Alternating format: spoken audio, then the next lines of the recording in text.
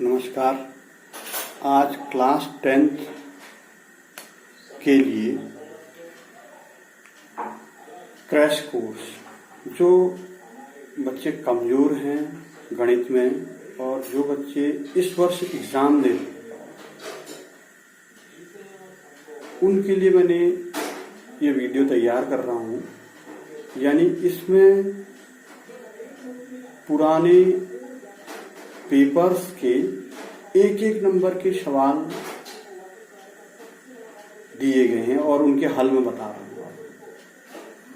इस वीडियो से ये बच्चे लाभ उठा सकते हैं, इसलिए इस वीडियो को आपने ध्यानपूर्वक देखना है और इस वर्ष के बच्चों के लिए बहुत ही महत्वपूर्ण वीडियो साबित होंगी। अगर इसको आप देखेंगे, इस पर प्रैक्टिस करेंगे तो निश्चित ही आप लाभ लेंगे इससे। तो 2017 का एक प्रश्न पत्र मेरे पास है।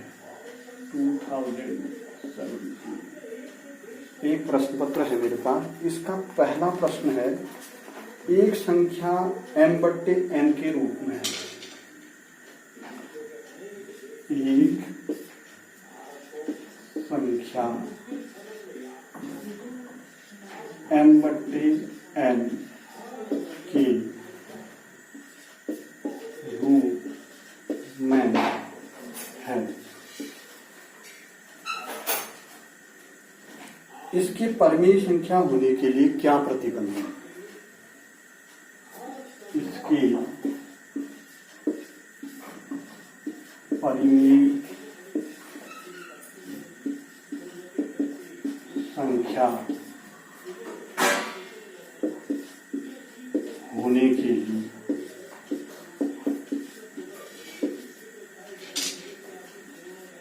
क्या प्रतिबंध है? प्रतिबंध का अर्थ है यानी क्या शर्त है, किस m/n के लिए क्या शर्त है कि वो परिमेय संख्या होता है। तो बहुत सिंपल सा आंसर है इसका। आपने आंसर लिख लिया है, m और n पूर्णांक संख्याएं हैं। m तथा n पूर्णांक संख्याएं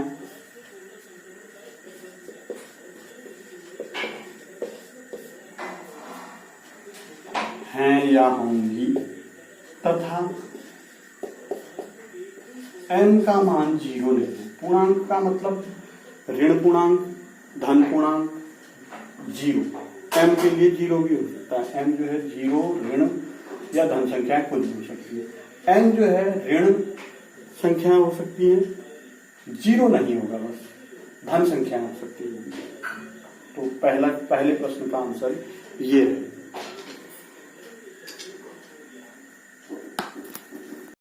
और दूसरा प्रश्न है, द्विघात समीकरण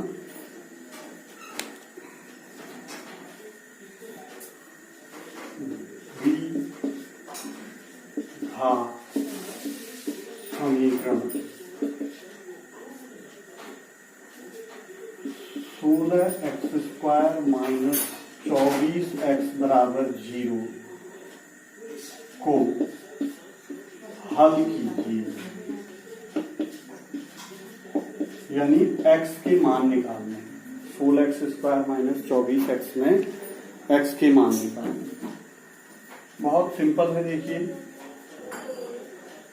16x² - 24x, इसके गुणनखंड कर लेंगे हम। 16 और 24 के जो कॉमन गुणनखंड है वो 8 आ जाएगा। 8 बाहर ले लिया। x² और x में x गुणनखंड है, 8x हम बाहर ले लेंगे। 8 से 16 में भाग देंगे तो 2 आएगा। x² में x का भाग देंगे तो खाली x आ जाएगा। -8 से 24 में भाग देंगे 3 आएगा। x से x में भाग देंगे 1 आएगा, बराबर 0। अब अलग अलग बराबर लेंगे इसको।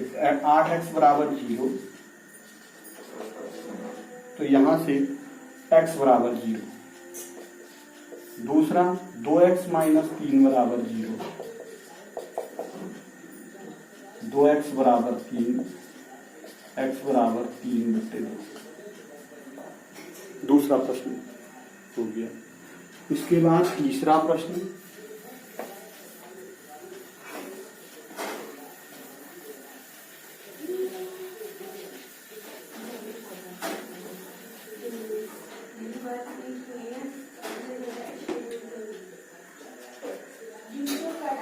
एक समांतर श्रेणी का प्रथम पद 2 और सार्वंतर ऋण 1 है। समांतर श्रेणी का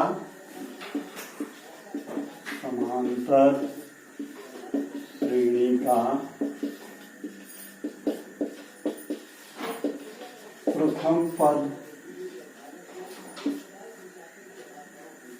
2 तथा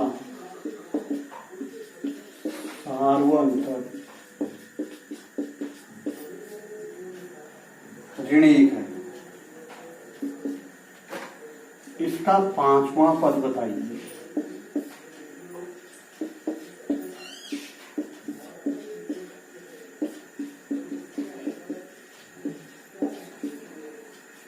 समांतर श्रेणी का प्रथम पद 2 और सार्वंतर ऋण 1। प्रथम पद को हम ए से दिखाते हैं, ए बराबर 2, और सार्वंतर को हम डी से दिखाते हैं, डी बराबर ऋण 1। 5वां पद यानी A5, ये होता है A + 5 - 1 इंटू डी। an बराबर A + n - 1 इंटू डी, ये फॉर्मूला है। an बराबर A + n - 1 into D. n की जगह 5 आ गई है तो ये इसमें चेंज हो गया। a की जगह 2 रख देंगे, 5 - 1 4 हो गया। डी की जगह ऋण 4 गुणा ऋण 1 ऋण 4 हो जाएगा। 2 ऋण 4 ऋण 2। 5वां पद ऋण 2।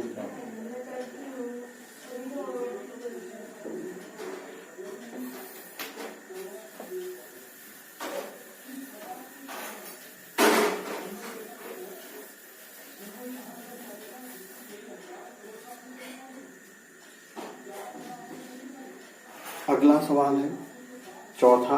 1 2 x 3 4 का माध्य 2 है। x का मान ज्ञात है।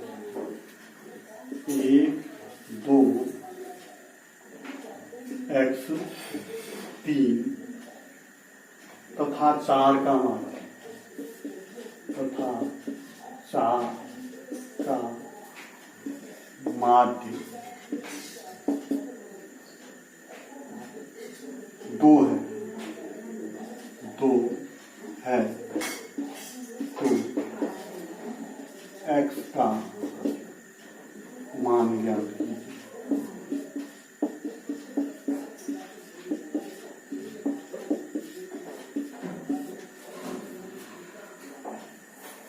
सवाल को फिर से अच्छी तरह से सवाल को समझ लीजिए। 1 2 x 3 तथा 4 ये सब अलग अलग संख्या हैं। इनका माध्य जो है 2 है, तो x का मान ज्ञात कीजिए। माध्य बराबर सभी संख्याओं का योग बट्टे संख्याओं की संख्या, यानी ये माध्य जो हो जाएगा, माध्य बराबर इन संख्याओं का योग 1 धन 2 धन x धन 3 धन 4, और इन संख्याओं की संख्या 1 2 3 4 5। माध्य की जगह रख देंगे हम 2, तो 2 बराबर 1 में 2 जोड़ेंगे 3, 3 में 3 जोड़ेंगे 6, 6 में 4 जोड़ेंगे 10, लेकिन ये x इसके साथ रहेगा 10 धन x बट्टे 5 बराबर 2। इसको ऐसे लिख देंगे 10 धन x बट्टे 5 बराबर 2। इस 5 को यहाँ गुणा करेंगे, ये देगा हमको 10 धन x बराबर 2 गुणा 5, 10 धन x बराबर 10, तो x बराबर 10 ऋण 10, यानी x बराबर 0। x बराबर 0।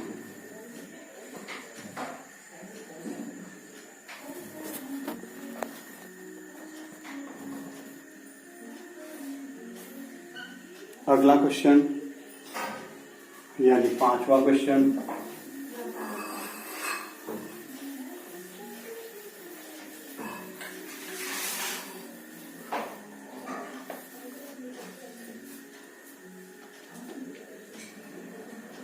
PE बराबर 0.65।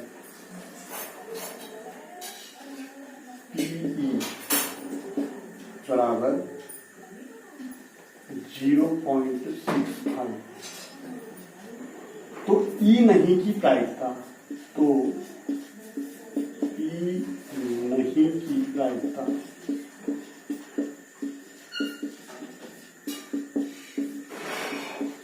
ज्ञात कीजिए।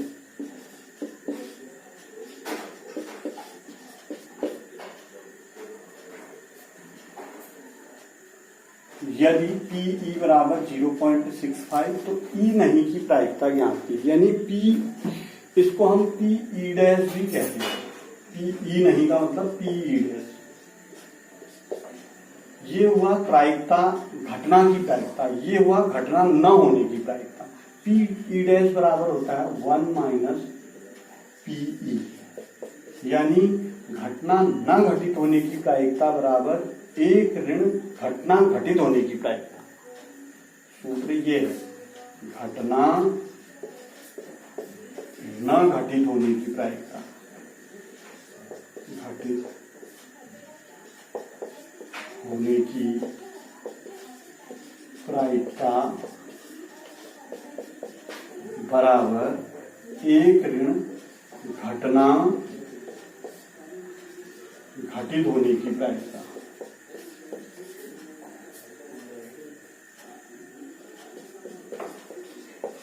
होने की प्रायिकता। यहाँ पर PE डैश नहीं को अगर हम निकालेंगे इस सूत्र के अनुसार तो 1 माइनस 0.65, 1 ऋण 0.65। ये इसमें भी गलती करते हैं कई बच्चे इसको माइनस करने में। 1.00 करिए, 0.65 ऐसे घटाइए। 10 में से 5 गया 5, 9 में से 6 गया 3 और यहाँ रहा 0, यानी 0.35। PE डैश बराबर 0.35। तो घटना न घटित होने की प्रायिकता 0.35, यही निकालनी थी। अगला क्वेश्चन छठा।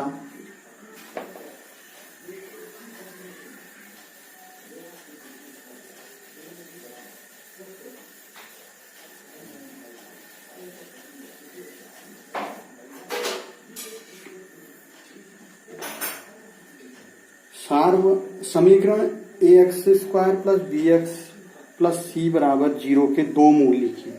ये द्विघात समीकरण। समीकरण ax² plus bx plus c बराबर 0 के दो मूल लिखिए।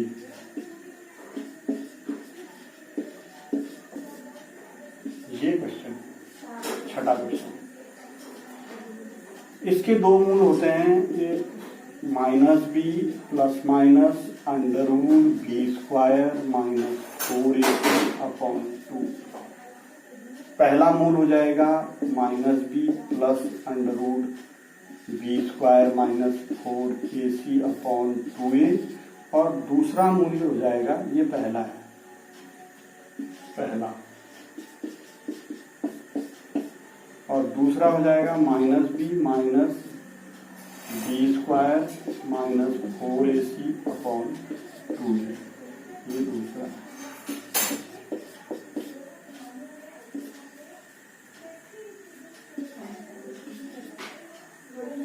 अंतर प्लस और माइनस का।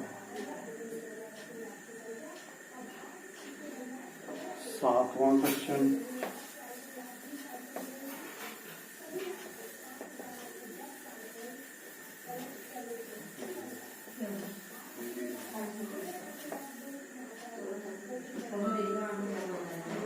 साइन थीटा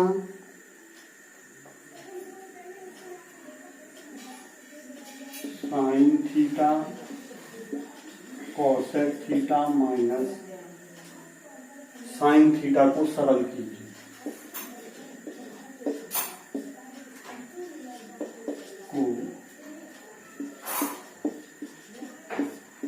सरल कीजिए साइन थीटा फिर कोस टू शुरू cosec theta minus sine theta को सरल कीजिए। बहुत आसान सा क्वेश्चन है। साइन थीटा अपनी जगह ठीक है, ये पहले इसी को उतार लेते हैं। Cosec theta minus sine theta ये ले लिया।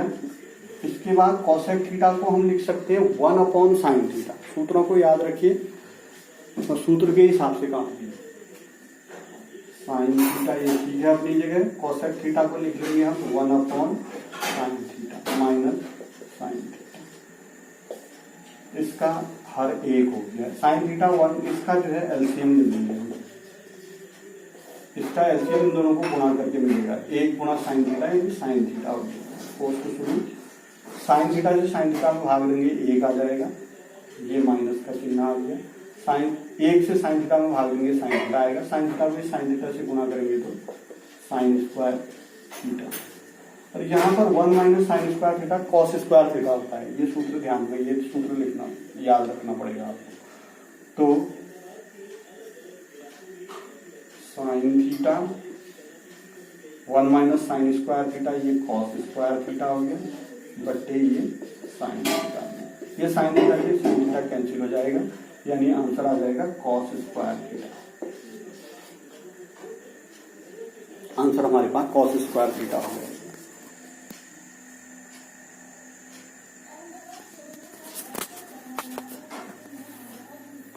अगला क्वेश्चन,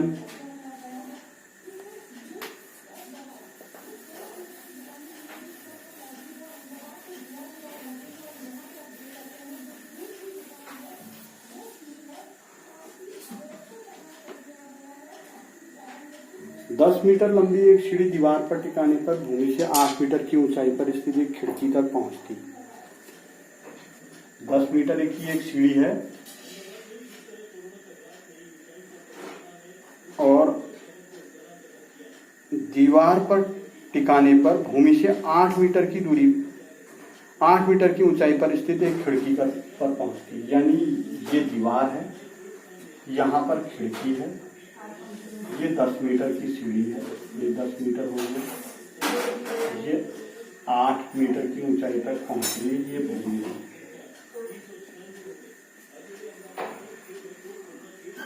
खिड़की तक पहुंचती है। दीवार के आधार से सीढ़ी के निचले सिरे की दूरी ज्ञात कीजिए। दीवार के आधार से सीढ़ी के निचले सिरे की दूरी ज्ञात कीजिए, यानी ये दूरी हमको ज्ञात करनी है, ये वाली दूरी। अगर मैं नाम इसके दे दूं, ये ए, ये बी और ये सी, तो ए बी दूरी हमने ज्ञात करनी है। सीढ़ी के निचले सिरे से दीवार के आधार तक की दूरी। तो बहुत आसान, इसको जो है आप त्रिकोणमिति से बना लें। आधार बट्टे कर्ण करके बना, पहले इसमें पाइथागोरस प्रमेय से बना लीजिए इसको। त्रिकोणमिति से नहीं बन पाएगा, एंगल नहीं दिया। पाइथागोरस प्रमेय यानी पाइथागोरस प्रमेय से, पाइथागोरस प्रमेय को याद कीजिए। क्या है? कर्ण का वर्ग शेष दो भुजाओं पर बने वर्गों के योग के बराबर होता है। तो यहाँ पर उसको अप्लाई करेंगे। ए सी कर्ण का वर्ग शेष दो भुजाएं ए बी का वर्ग धन बी सी का वर्ग। ए सी का वर्ग 10 हो गया, 10 का वर्ग। ए बी का वर्ग ये ज्ञात करना है हमको, बी सी का वर्ग 8 हो गया, 10 का वर्ग 100, ये भी अपनी जगह ठीक है, 8 का वर्ग 64। तो यहाँ से हमको मिलेगा ए बी का वर्ग बराबर, ये 64 इस तरफ पक्षांतर कर लेंगे, 100 माइनस 64, 36। ए बी का वर्ग बराबर 36, ए बी बराबर वर्गमूल 36, वर्गमूल 36 यानी 6, ए बी बराबर 6। तो यहां से ये सीढ़ी के निचले सिरे से दीवार के आधार तक की जो दूरी है वो 6 मीटर होगी। अगला प्रश्न है, यदि एक बिंदु P से केंद्र से O केंद्र वाले किसी वृत्त पर P और PB स्पर्श रेखाएं परस्पर 80 अंश के कोण पर झुकी हो तो POA का मान बताइए।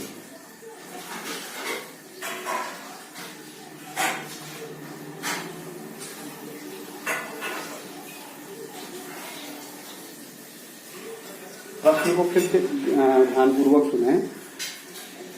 यदि एक बिंदु P से O केंद्र वाले किसी वृत्त पर P और PB स्पर्श रेखाएं परस्पर 80 अंश के कोण पर झुकी हो तो POA का मान बताइए।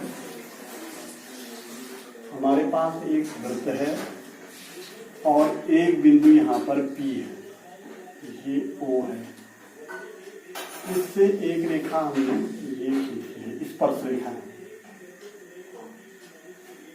PA और PB, दो स्पर्श रेखाएं हैं। ये PB, ये B बिंदु हो गया, ये B बिंदु और ये A बिंदु। ये वाला कोण 80 अंश है। तो हमको POA का मान निकालना है। यानी अगर हम यहां से लाइन खींचे हैं, ये O बिंदु है, POA मतलब इस कोण को निकालना है। अगर हमने इसको मिला लिया तो OB और OA त्रिज्या है। त्रिज्या स्पर्श रेखा पर लंब होती है, ये नियम है, यानी ये 90 अंश होगा। और ये भी त्रिज्या है, ये भी स्पर्श रेखा पर लंब होती है, ये भी 90। अब हमको ये दोनों त्रिभुज यानी POA और POB सर्वांग सम है। सर्वांग सम इसलिए है क्योंकि दोनों के बीच में 90 अंश यानी दोनों राइट एंगल ट्रायंगल है, समकोण त्रिभुज बन रहे हैं दोनों। और समकोण त्रिभुज में कर्ण बराबर हो गया और एक भुजा अन्य भुजा ये बराबर हो गई, तो ये दोनों त्रिभुज सर्वांग सम हो जाएंगे। पहले हम इसको शो करेंगे। त्रिभुज POA सर्वांग सम त्रिभुज POB।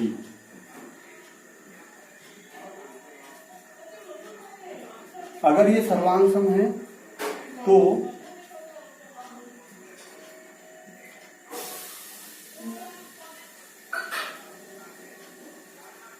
ये कोण और ये कोण बराबर होंगे। एक ये कोण यानी BPO और OPA भी बराबर होंगे। ये कोण और ये कोण भी बराबर होगा। ये कोण दोनों अगर बराबर होंगे यानी हमको ये मिल गया BPO, कोण BPO बराबर कोण APO और दोनों का योग BPO धन APO बराबर 80 अंश है। ये दोनों का योग जो है 80 अंश आ रहा है। तो यहाँ से अगर हम BPO को निकाल देते हैं, APO को निकाल देते हैं। BPO की जगह हमने APO रख दिया, APO धन APO बराबर 80 अंश। दो कोण APO बराबर 80 अंश, कोण APO बराबर 80/2 40 अंश। तो ये दोनों 40 अंश हो जाएंगे। ये 40 हो गया, ये 90 है, ये 40 है, ये तीसरा कोण निकल जाएगा। त्रिभुज के तीनों कोणों का योग 180 अंश होता है। तो यहाँ से कोण POA बराबर 180 माइनस 90 धन 40, 180 माइनस 130 यानी 50। ये 50 है। POA बराबर 50 है। तो इस तरीके से हम 9वें क्वेश्चन को कर लेंगे। इसको एक बार अच्छी तरह से देख लीजिए आप कि किस तरीके से बनाया गया है।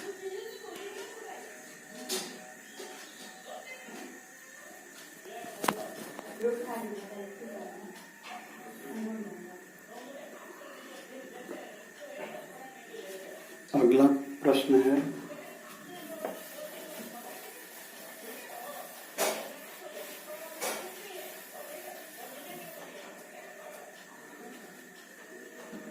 अगला और लास्ट प्रश्न है, एक ठोस अर्धगोले की त्रिज्या 7 सेंटीमीटर है। अर्धगोले का संपूर्ण पृष्ठीय क्षेत्रफल। ठोस अर्धगोला है, अर्धगोले का संपूर्ण पृष्ठीय क्षेत्रफल, अर्धगोले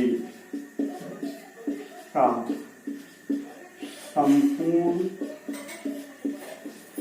पृष्ठीय क्षेत्रफल ये बराबर होता है 3πr²। यहां पर हमको दिया है एक ठोस अर्धगोले की त्रिज्या 7 सेंटीमीटर है, अर्धगोले का संपूर्ण पृष्ठीय क्षेत्रफल, बस यहां पर r बराबर 7 दे दिया है, त्रिज्या 7 सेंटीमीटर है। प्रश्न को अच्छी तरह से नोट कर लो। एक अर्धगोले ठोस अर्धगोले की त्रिज्या 7 सेंटीमीटर का संपूर्ण पृष्ठीय क्षेत्रफल कितना होगा? r बराबर 7 यहां पर रख दीजिए, पृष्ठीय क्षेत्रफल बराबर s, इसको लिखते हैं हम पृष्ठीय क्षेत्रफल को, s बराबर 3 पाई का मान 22/7 रख दीजिए और r का मान 7 रख दीजिए, 7 का वर्ग हो जाएगा।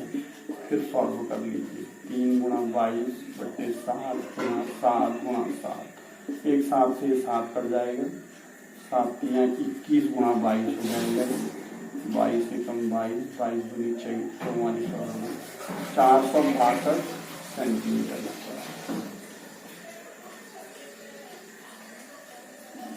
10 प्रश्न ये हर पेपर के देख लीजिए आप। अगर 10 प्रश्न पत्र इसी प्रकार से हल कर देते हैं तो यही पेपर जो है घूम फिर करके आते हैं और 10 नंबर आपके कंप्लीट हो जाते हैं। तो आगे का प्लान मैं फिर आपको बताते रहूंगा। धन्यवाद।